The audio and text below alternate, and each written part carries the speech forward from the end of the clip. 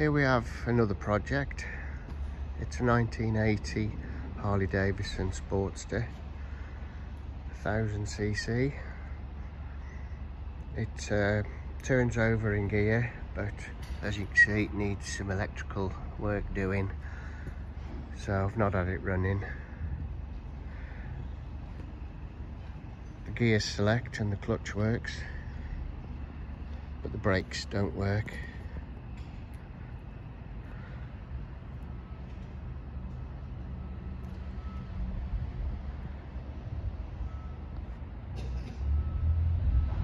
It's not been running for a while by the looks of it.